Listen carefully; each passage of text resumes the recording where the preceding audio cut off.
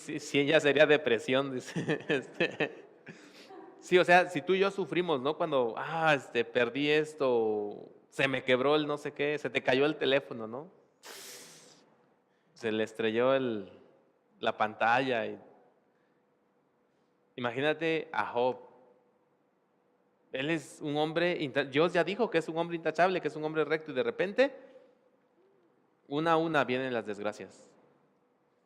Se robaron tus ovejas, se robaron los camellos, se cayó la casa, aplazó a tus hijos.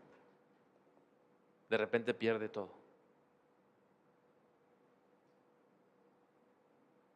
Y yo no sé si tú te puedes imaginar a Job recibiendo una tras otra las noticias de esta calamidad. Y él está perdiendo todo. Ahora, él no sabe lo que está pasando, ¿no? Tú y yo sí sabemos, pero él no. Y seguramente él está sufriendo. Bueno, sabemos que está sufriendo, ¿no? El versículo 20, al llegar a este punto, Job se levantó, se rasgó las vestiduras, se rasuró la cabeza y luego se dejó caer al suelo en actitud de adoración. Entonces dijo: desnudo salí del vientre de mi madre y desnudo he de partir. El Señor ha dado, el Señor ha quitado. Bendito sea el nombre del Señor. Ahora, otras cosas que nosotros debemos ver cuando estamos interpretando la Biblia, hermanos, es entender cuáles son los aspectos culturales que se muestran. El versículo 20 habla de un aspecto cultural. Job se levantó, rasgó sus vestiduras, se rasuró la cabeza y se dejó caer al suelo. Rasurarse la cabeza, rasgarse las vestiduras, rasurarse la cabeza, y como dicen algunos salmos, echarse ceniza en la cabeza y todo eso, era una expresión de dolor, pero es en su cultura.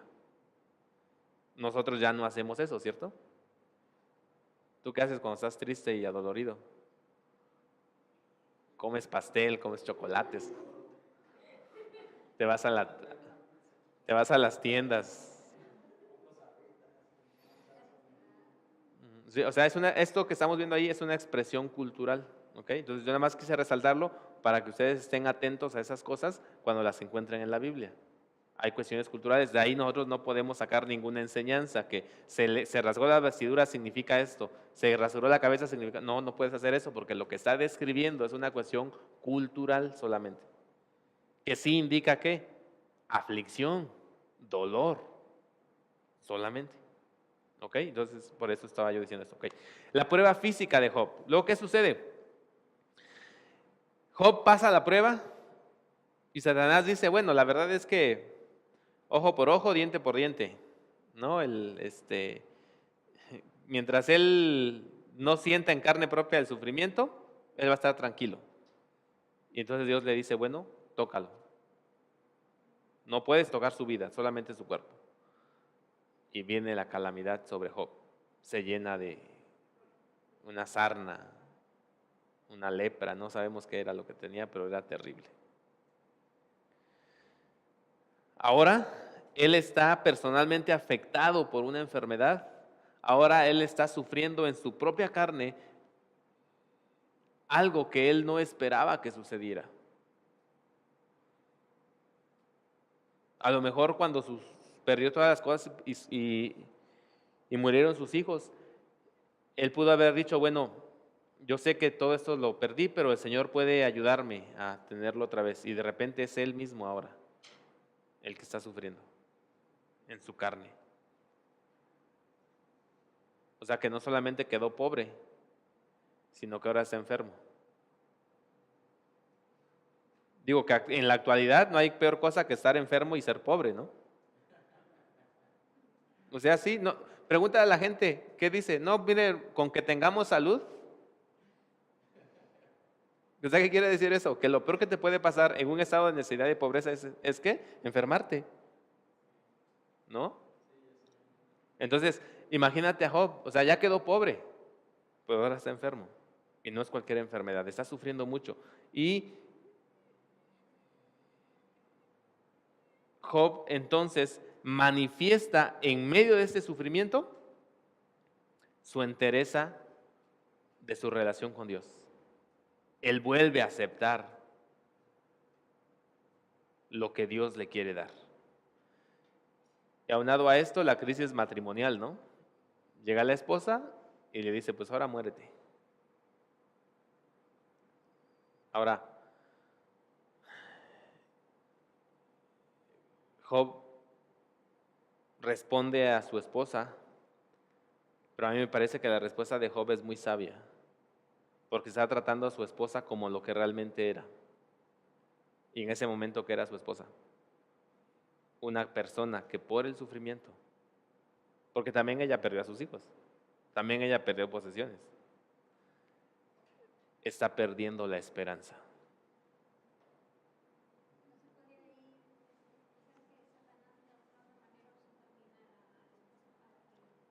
Pues podríamos decir que sí, aunque el texto no lo dice, pero podríamos inferirlo. Sin embargo, creo que iríamos muy lejos. Lo único que yo veo en la expresión de la mujer es que ella también está desesperada por lo que está pasando, nada más que ella ya perdió la fe.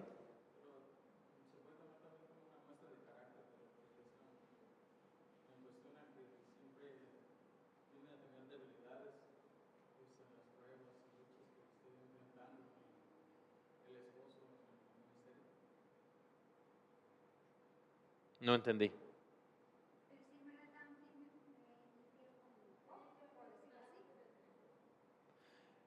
Sí, pues tenía que ver con muchas cosas, pero finalmente yo creo que esta mujer lo que ha perdido aquí es la fe y la esperanza.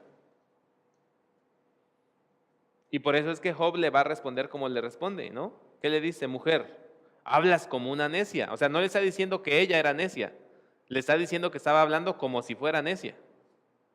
Ahí el cómo es una, nos indica que es una figura de dicción también, es un símil. Hablas como una necia, no es necia, pero parece que es necia. Y le dice, si de Dios sabemos recibir lo bueno, ¿no sabremos también recibir lo malo? ¿No hay un paralelismo aquí?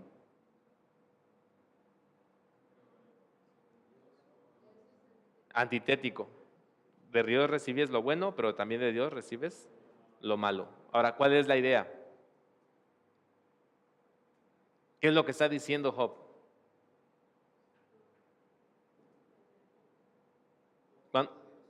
Cuando dice que si recibimos de Dios lo bueno, pues también debemos recibir lo malo, ¿qué está diciendo Job?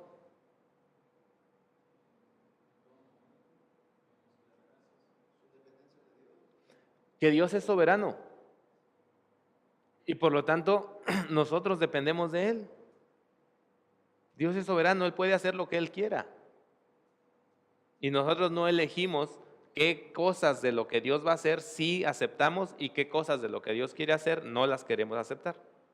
Lo que Job está diciendo, Dios es soberano, yo no puedo elegir qué sí recibo de Dios y qué no recibo de Dios, yo debo recibirlo todo. Y se lo está diciendo a una mujer que seguramente ha perdido la esperanza y ha perdido la fe. Entonces, vean ustedes cómo Job está metido en un gran problema. Y para poner la cereza en el pastel, que llegan sus amigos. ¿Han escuchado ustedes la frase que dice, no sabemos quiénes nos juegan las peores pasadas, si nuestros enemigos con las peores intenciones o nuestros amigos con las mejores intenciones? Pues he aquí un ejemplo. Porque estos tres amigos, dice en el versículo 11, tres amigos de Job se enteraron de todo el mal que le había sobrevenido y de común acuerdo salieron de sus respectivos lugares para ir juntos a expresarle a Job sus condolencias y consuelo. O sea que tenían un propósito noble, ¿no? Se estaban portando como verdaderos amigos. Ellos eran Elifaz de Temán, otro edomita, Bildad de Suag y Sofar de Namac. Desde cierta distancia alcanzaron a verlo y casi no lo pudieron reconocer. Se echaron a llorar a voz en cuello, rasgándose las vestiduras y arrojándose polvo y ceniza sobre la cabeza. ¿Qué es lo que pasó aquí? Tenían un propósito noble, ir a consolar a Job. Cuando lo vieron, sintieron empatía por él. porque realmente lo vieron sufrir y sufrieron también ellos. Hasta aquí van bien, ¿no? Durante 7 días y 7 noches se sentaron en el suelo para hacerle compañía. Ninguno de ellos se atrevía a decirle nada, pues veían cuán grande era el sufrimiento. Que hayan sido 7 días y 7 noches, ¿qué nos dice?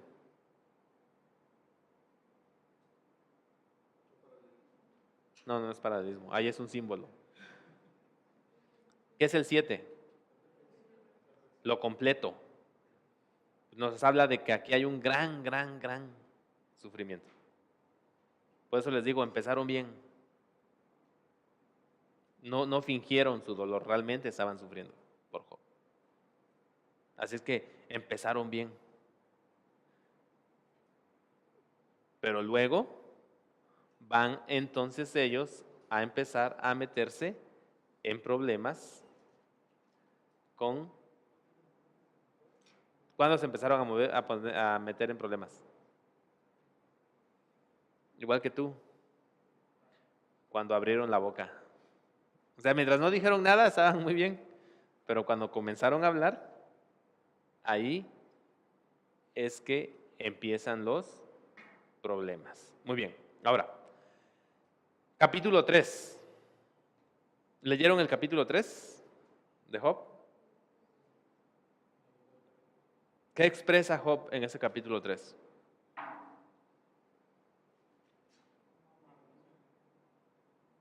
Amargura, definitivamente, mucha amargura.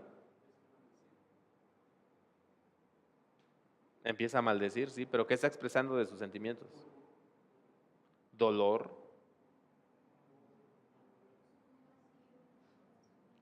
Hay un vacío en su corazón, ¿qué más? ¿De qué?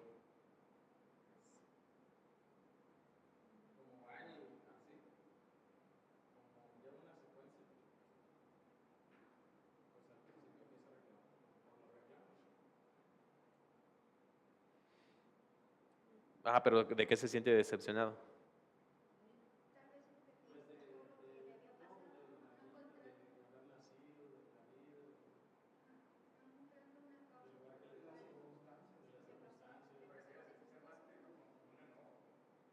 Está enojado. Job está bien enojado y siente mucha amargura en su corazón. Ahora, está tan enojado que finalmente él llega a una conclusión que hubiera sido mejor no haber nacido.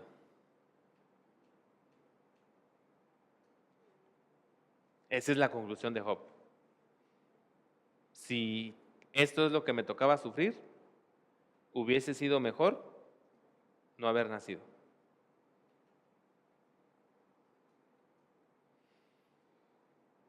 Y entonces tiene que buscar, digamos que una explicación o un culpable.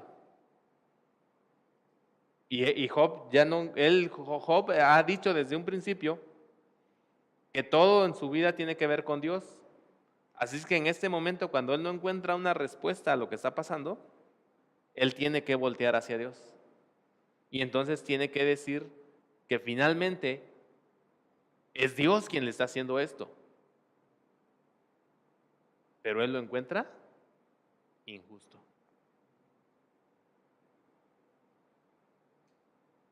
¿Cuál es el problema de Job en este momento? El problema de Job es que él no entiende por qué le está pasando lo que está pasando. Él acepta que eso es parte de Dios y Dios quiere hacerlo y lo puede hacer. Pero lo que sucede es que él no entiende. Él, él no sabe por qué está pasando eso. Él quiere una explicación de por qué. Y es una cuestión muy humana. Es muy de humanos que nosotros queramos explicación para todo. Es decir, tú cuando sufres, cuando te están pasando cosas que tú dices, pero ¿por qué me está pasando esto? Tú quieres que se te explique. Es lo mismo que está pasando con Job. Él quiere que le expliquen por qué está sufriendo todo eso. Y tiene que voltear hacia Dios. Job no tiene hacia dónde ir. Solamente le queda a Dios. Y tiene que voltear hacia Él. Aquí es donde va a empezar entonces la serie de diálogos entre Job y sus amigos buscando una razón de por qué Job está sufriendo. Aquí es donde empieza, ¿ok? Y empieza el primer ciclo de discursos. Entonces, el primero que va a hablar es Elifaz. Presenta los argumentos tradicionales y muestra una falta de comprensión de lo que le está pasando a Job. ¿Cuáles son los argumentos tradicionales que va a esgrimir Elifaz? Y que son más o menos los argumentos que van a decir los demás. Para ellos, la persona inocente no sufre, solamente sufre el pecador. Ahora, esta es una idea muy judía, ¿no? ¿Se acuerdan allá en el Evangelio de Juan cuando Jesús va con sus discípulos y encuentran a un ciego y sus discípulos le preguntan quién pecó, este o sus padres, para que naciera ciego? Es un eco de esa concepción de que el sufrimiento solamente viene sobre los malos. Ahora aquí en la clase, pues sí es así, ¿eh? El sufrimiento solamente viene para los malos. Aquí sí. Digo, si usted es un mal estudiante y presenta un mal trabajo, un mal examen, pues sí va a sufrir. Entonces, es la idea tradicional la que está presentando Elifaz. Elifaz dice, Job, no le demos vueltas al asunto. Tú eres un pecador, tú has pecado, por eso Dios te está castigando de esta manera. Eso es lo que él está diciendo. La idea central es que una persona inocente jamás sufre y por lo tanto Job es culpable. ¿Cuál es la solución? Job debe confesar su pecado para que Dios lo libere. Basa su argumentación en la santidad de Dios, el pecado del ser humano y su experiencia personal. Su tesis: Dios siempre castiga a los pecadores y recompensa al justo. Es lo que está diciendo Elifaz. Finalmente le encuentra la solución y le dice a Job, Job, tú estás sufriendo porque eres un pecador. Y Dios, que es santo, no puede tolerar los pecados al pecador y lo que tiene que hacer es castigarle. Así es que es muy fácil, muy sencillo, Job. Confiesa tu pecado. Confiesa tu pecado. Él presenta la solución teológica del asunto. Y la solución teológica del asunto es la confesión. Y es lo primero que va a decir Elifaz. Job va a responder al discurso de Elifaz y le va a decir, primero va a responder su queja. Job va a decir que en realidad sus amigos no entienden lo que le está pasando. Sus amigos en realidad no dimensionan la angustia y la tristeza y el dolor que él está pasando. En el versículo 2 del capítulo 6 va a decir, cómo quisiera que mi angustia se pesara y se pusiera en la balanza junto con mi desgracia. De seguro pesaría más que la arena de los mares, por algo mis palabras son tan impetuosas. Y le está diciendo, o sea, ustedes en realidad no saben no saben qué tanto estoy sufriendo yo, no tienen ni idea de ello, y por eso es que ustedes me están acusando de todo esto. Y él se queja de la incomprensión entonces de sus amigos y vuelve a defender el hecho de que él tiene derecho a quejarse. Él vuelve a defender el hecho de que él tiene derecho a quejarse y le pide a Dios que simple y sencillamente ya lo deje morir. Ahora, imagínense ustedes el grado de desesperación que puede tener Job para estar pidiéndole ya a Dios morir.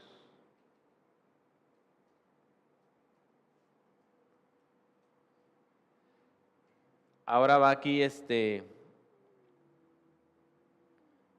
el siguiente que va a hablar es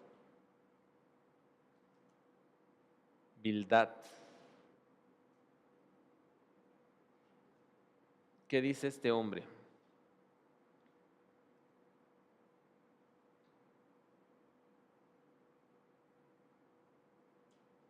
Ok. ¿Quién es él? Es un moralista que usa la sabiduría de los antiguos, o sea, usa la tradición. Él habla con dureza, reprende a Job por todo lo que está diciendo, sobre todo quiere defender a Dios, porque Job está poniendo en tela de juicio la justicia de Dios. Y Bildad le dice, oye Job, tú no eres, ¿quién eres tú para hablar todas estas cosas? Tú no deberías estar hablando esas cosas. Tu boca solamente salen esas palabras, pues porque sí, pero no tienes razón. Y para este hombre, para Bildad, no hay mayor enigma. Todas las cosas son blancos o son negros. Los hombres son buenos o son malos. Así es que Job, obviamente, debe ser malo, porque Dios premia al bueno y castiga al malo. Y lo que le está pasando ahorita a Job es una evidencia de su maldad. Y eso es lo que está diciendo Bildad. Para Bildad, este es el, el asunto. ¿Cuál es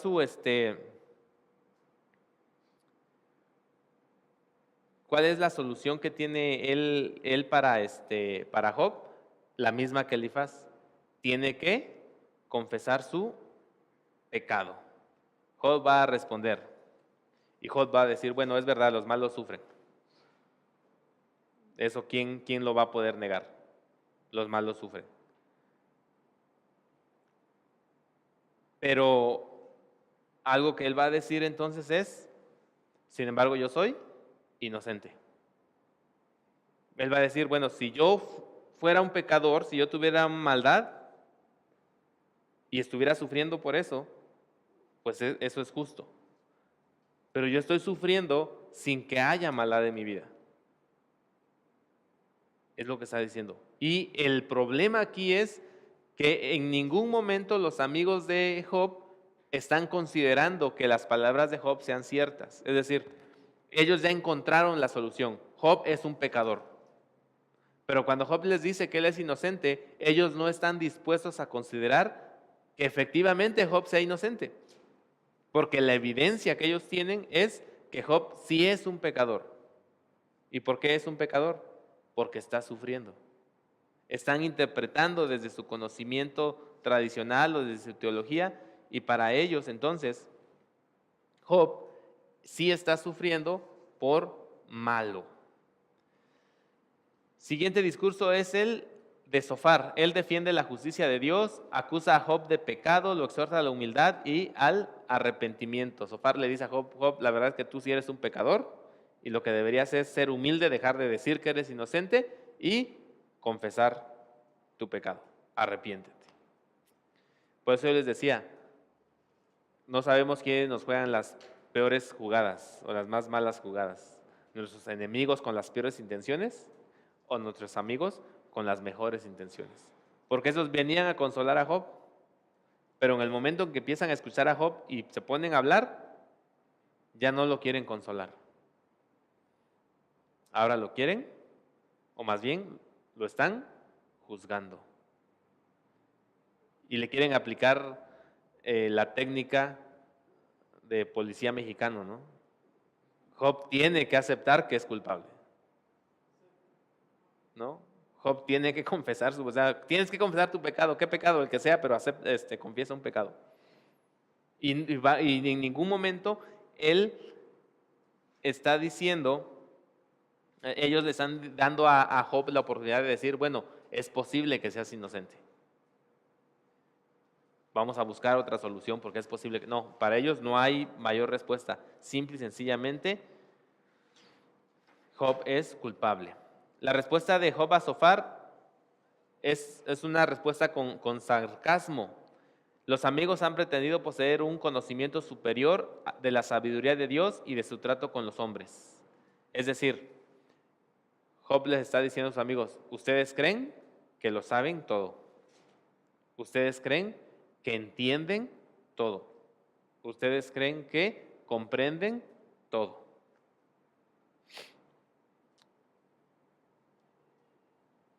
Y para nosotros, esta es una de las enseñanzas que nosotros debemos tomar. enfrente del sufrimiento o las situaciones que pasan las demás personas, una de las primeras cosas que debemos entender es que nosotros no sabemos la historia completa. Y que debemos estar abiertos a pensar que en algún momento las cosas que están pasando no necesariamente responden o no necesariamente corresponden a nuestra manera de ver las cosas. Es decir, es posible que en realidad quienes estemos equivocados seamos nosotros. Por eso no debemos ser tan rápidos para juzgar. En el segundo ciclo de discursos, en este ciclo, con un fanatismo creciente, los amigos mantienen acaloradamente sus posiciones tradicionales, sin agregar nada nuevo a sus argumentos. No obstante, cambian su actitud hacia Job, porque ahora lo tratan como un perverso que merece más sufrimiento del que ya ha recibido. Es decir, en el primer ciclo de discursos le dicen a Job: Job, la verdad es que tú estás sufriendo porque has pecado. Job se defiende y dice que no. Y entonces ellos le dicen: la verdad es que no solamente has pecado, la verdad es que eres un perverso. Es más, deberías sufrir más. Ahora, ¿de dónde sacan ellos que Job es un perverso? Pues del hecho de que ellos están diciendo: mira, Job, Elifaz ya te dijo, Bildad ya te dijo, Zofar ya te dijo que te arrepientas y tú no te quieres arrepentir. Eso quiere decir que eres un perverso. Porque ¿cómo es posible que no escuches nuestra sabiduría? Entonces ahora Job ya deja de ser el amigo, bueno, ya desde hace rato dejó de ser el amigo que está sufriendo, se convirtió en un hombre pecador que no se había arrepentido y ahora es un perverso.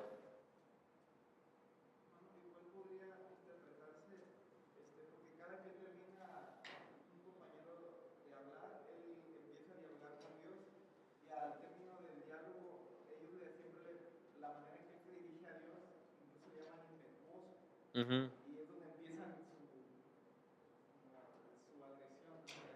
Uh-huh.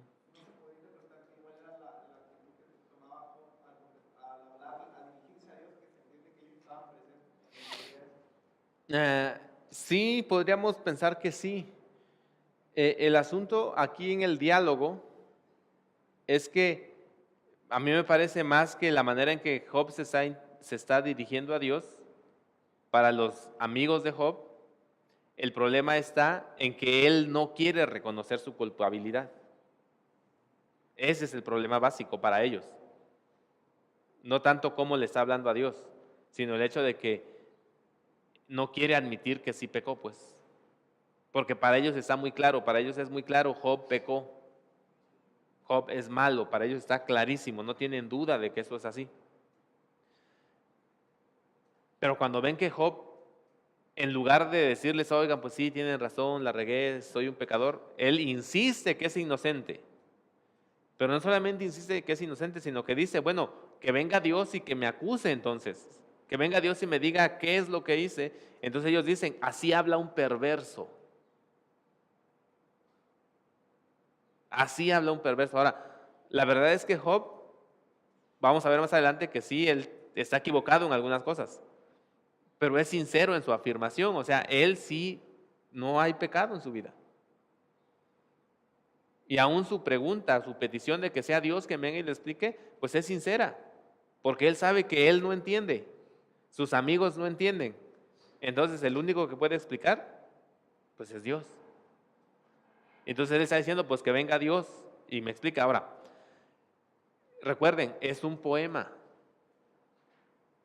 Así es que Job va a usar palabras que a nosotros nos pueden parecer: pero ¿por qué le está diciendo Job eso? Es un poema. En realidad las expresiones lo que quieren transmitir es una emoción. ¿Cuál es la emoción de Job? ¿O cuál es lo que está sintiendo Job? Lo que Job está sintiendo es que Dios le debe una respuesta. ¿Sí? Job dice: es que si Dios es soberano y quiere que yo sufra así, por lo menos que me explique por qué estoy sufriendo. En realidad es lo que está diciendo Job. O sea, Job necesita una explicación a su dolor, como nosotros. Cuando las cosas no salen como usted quería, cuando las cosas no van como usted pensaba, cuando usted está sufriendo y usted dice: es que no merezco sufrir así. Pues, si yo me vine al seminario a estudiar, no vine a sufrir al seminario. Y de repente llegó acá y empezó a sufrir. Y usted quiere que Dios le explique, ¿no? ¿No le ha preguntado a Dios? Sea sincero, sea sincera. Sí, le he dicho, Dios, ¿por qué permites que pase esto?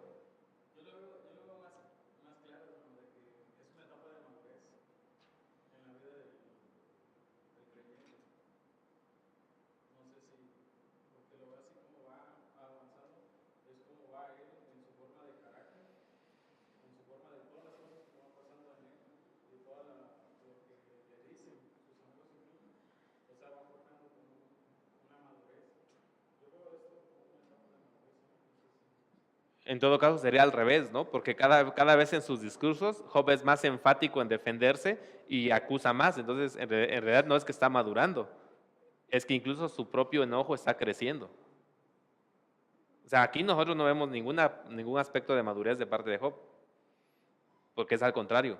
Entre más lo acusan sus amigos, sus enemigos, sus amigos, él se defiende con mayor ímpetu. Entre con más ímpetu se defiende Job, con mayor agresividad lo acusan sus amigos. Y entonces Job tiene que defenderse más agresivamente y sus amigos tienen que acusarlo con más agresividad. O sea, nadie está madurando ahí. Solamente lo único que está madurando es la agresividad que hay en ellos. Pero madurez ahí no hay. O sea, si leemos los discursos, no es que Job esté madurando. Job cada vez está siendo más agresivo, más explícito. Más adelante va a decir, ¿cómo no viene Dios y nos ponemos aquí uno a uno y que me diga? Casi antes de que se desarrolle la teofanía donde Dios le va a contestar. Entonces no es que Job está madurando. O sea, si nosotros leemos los discursos de Job, Job está creciendo en su agresividad, pero está siendo motivado por el ataque de sus amigos. Y la agresividad de sus amigos está creciendo porque Job insiste en decir que es inocente. Entonces están metidos en una dinámica donde ninguno de los dos quiere ceder en su punto. Job porque sabe que tiene razón y los amigos de Job porque creen que tienen razón. Y hacen lo que nosotros hacemos cuando empezamos a discutir y no tenemos argumentos. ¿Qué hacemos? Gritamos. Es muy fácil descubrir cuando una persona no tiene argumentos. Grita. Pero como no sé qué quiero, no sé cómo, no tengo los argumentos para explicar mi punto, entonces mejor lo voy a imponer con los gritos. Y más o menos lo que está pasando aquí. Cada vez están siendo más agresivos, más agresivos, más agresivos. Porque repiten lo mismo. Si ustedes ya leyeron Job, vuelven a repetir, nada más que la agresividad, los términos que usan están subiendo. Se nota que ya hay una discusión. Ya están acalorados. Pero no están diciendo nada nuevo. O sea, vuelven a decir lo mismo. Y Job cada vez se va a sentir más molesto. Y los amigos de Job cada vez se van a sentir también más irritados. Entonces sí, por lo menos yo no veo ahí que haya que digamos, sí, Job está madurando y está entendiendo ahora lo que no. Job se está enojando cada vez más. ¿Ok? Segundo ciclo de discursos. Ahora miren, ya Elifaz lo acusa de maldad. Además es un necio porque en realidad ni entiende las cosas. Job tiene sabiduría muy limitada. Y termina su discurso diciendo que los perversos tienen un solo destino. ¿Y es cuál? El sufrimiento. Y Job, para allá vas, ¿no? Es lo que le está diciendo. La respuesta de Job: Job rechaza a sus amigos con indignación y con sarcasmo. O sea, se empieza a burlar de ellos.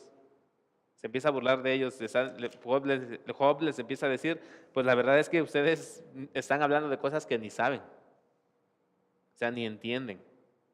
O sea, están hablando nada más porque tienen boca, pero en realidad ni siquiera entienden lo que me está pasando. En el versículo 6 del capítulo 16 le dice, si hablo, mi dolor no disminuye, si me callo, tampoco se me calma. O sea, si hablo o no hablo, sufro igual. Entonces, por lo menos dejen que me desahogue. No es lo que está diciendo. O sea, ¿para qué me acusan de que mis palabras son impetuosas y no sé qué? Estoy sufriendo. Déjenme que me desahogue, es lo que está diciendo, ¿no?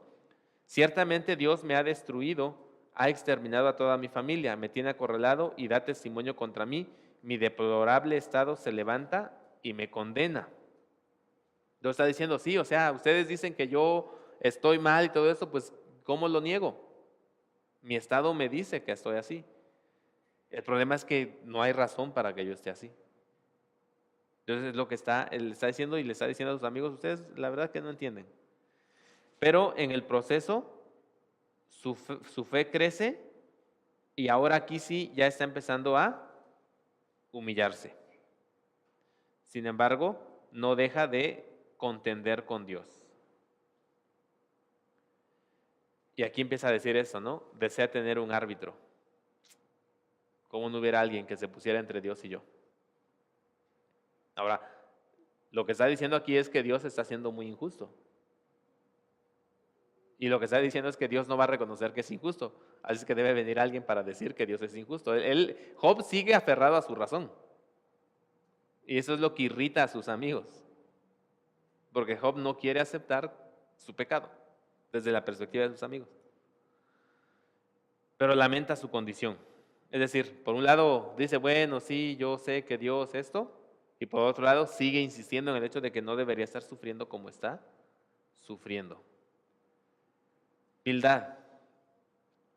Él va a explicar cómo funciona la doctrina de la retribución. La desgracia viene del impío, su felicidad acabará seguramente. Por lo tanto, Job es un impío. Él dice, mira Job, es fácil. Hay un impío. La desgracia siempre viene al impío, la felicidad del impío se acaba. Consecuencia, tú eres un impío. Porque así funciona la doctrina de la retribución. Entonces, ellos siguen insistiendo en eso, siguen insistiendo en su acusación. Y esto es lo que está pasando. Por eso yo les decía, cada vez va creciendo más la irritación entre ellos. Pasa de la simpatía, primeros capítulos, a la sospecha. O sea, vienen, lo ven que está sufriendo y se duelen. Cuando él habla, dicen, se me hace que hay un pecado en la vida de Job. Entonces le dicen, lo acusan, ¿no? Lo condenan, hay un pecado en tu vida. Y después, ahora ya lo odian, porque ya es un perverso. Ya es un hombre que a los ojos de ellos no tiene remedio. No tiene remedio porque no quiere aceptar que es un pecador. Entonces se dan cuenta cómo va creciendo esa situación de la irritación entre ellos y se muestra como superior moral e intelectualmente. Porque finalmente cuando acusan a Job de que es un impío y por eso está sufriendo, ¿qué le están diciendo? Que ellos son buenos, porque míranos, nosotros como somos buenos, nosotros no estamos sufriendo. ¿Quieres ver cómo funciona esto, Job? Los malos sufren, Job. Los buenos no sufrimos. Entonces se están mostrando como superiores a Job. Y todavía le dicen, no, y es más, Job, tú no lo entiendes. Nosotros sí lo entendemos, pero tú no lo entiendes. Entonces empiezan a mostrar cierto orgullo, ¿no? De lo que son. Tengamos cuidado, hermanos, cuando nosotros hacemos lo mismo. Job se defiende y él dice, bueno, habrá algunos que sí van a saber que yo soy íntegro. Versículo 2 del capítulo 19. ¿Hasta cuándo van a estar atormentándome y aplastándome con sus palabras? Una y otra vez me hacen reproches, descaradamente me atacan. Aun si fuera verdad que me he desviado, mis errores son asunto mío. Si quieren darse importancia a costa mía y valerse de mi humillación para atacarme, sepan que es Dios quien me ha hecho daño, quien me ha atrapado en su red. Entonces, Job sigue confiando en su integridad, les reprocha a sus amigos el maltrato que sufre y lamenta verse abandonado por su familia, amigos y empleados. ¿No? Más adelante, a partir del versículo 13, más o menos por ahí, Job va a decir, bueno, es que mi familia ya se fue, mis amigos me acusan, es más, los que eran mis empleados, a los que yo les ayudaba, todo mundo huyó. Más adelante va a decir, ¿no? Bueno, lo van a acusar sus amigos de que está así porque nunca ayudó a los pobres y porque fue un tacaño y vamos a llegar ahí. No, en serio.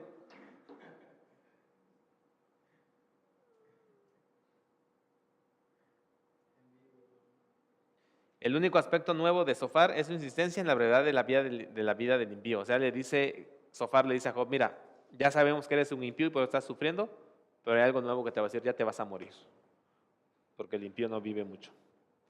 Y ese fue su gran discurso. Aquí está. Acusa a Job de pecados generales, especialmente el de oprimir a los pobres. El de oprimir a los pobres. Él le dice, Sofar le dice a Job que Job fue una persona que, capítulo 20, versículos 18, dice, no se engullirá las ganancias de sus negocios, no disfrutará de sus riquezas, porque oprimió al pobre y lo dejó sin nada, y se adueñó de casas que nunca construyó. Su ambición nunca quedó satisfecha, nada quedó a salvo de su codicia. Y le está diciendo a Job, tú eres ese Job. Ahora, nosotros ya sabemos que Job era extremadamente rico. Y para ellos ese es el pecado de Job, ser muy rico. Y era su pecado porque su riqueza la adquirió aprovechándose de los pobres, explotando a los pobres. Y esa es la acusación. Finalmente ya resolvieron el asunto. Como Job no quiso confesar, ellos ya dijeron cuál es el pecado. Y eso es lo que sucede, ¿no? Así haces tú cuando dices, es que algo tiene algo, ya sé lo que está pasando. Inmediatamente eso es lo que está pasando. Y aunque te muestren lo contrario, tú dices, no, a mí no me engañas y yo ya sé lo que está pasando. Más o menos ahí están los amigos de Job. Ya descubrieron su pecado, o por lo menos Sofar ya sabe qué pasó. Sin embargo, Job va a decir que no es así. Job va a decir que tiene una esperanza todavía. Si no va a ser retribuido él aquí, seguramente lo será después de la muerte. Las palabras de Job deben ser evaluadas de acuerdo con su propósito, a la luz del contexto gramatical, el contexto del libro y la revelación bíblica total.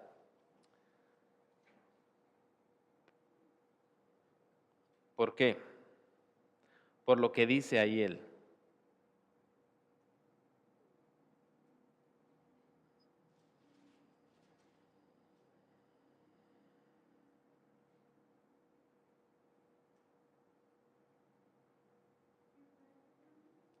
Él dice en el 32, cuando lo llevan al sepulcro, sobre su tumba se pone vigilancia. Mucha gente le abre paso y muchos más cierran el cortejo. Descansa en paz bajo la tierra del valle. Y entonces él dice, bueno, finalmente voy a morir y ahí voy a descansar. Teológicamente su comprensión de la vida y de la muerte no corresponde a lo que la Biblia enseña en general. Pero debemos entender que estamos hablando de un libro que está muy atrás y que por lo tanto no podemos esperar que haya una comprensión teológica completa de su autor. Ok.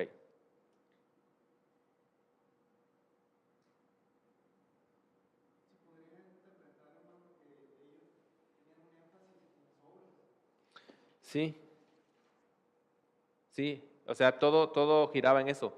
¿Te portabas bien? Te iba bien. ¿Te portabas mal? Te iba mal. Ahora, a esa es una situación que no encaja en nuestra teología desde la perspectiva de que nosotros sabemos que la salvación no es por obras. En ese sentido, pues no encaja. Sin embargo, sabemos que sí, todos nosotros, la manera en que vivimos y las decisiones que tomamos siempre traen consecuencias. Y que estamos amarrados a esas, ligado a esas consecuencias. Pero eso ya no tiene que ver con nuestra salvación. Entonces, por lo que ellos están diciendo, ¿no? Muy bien.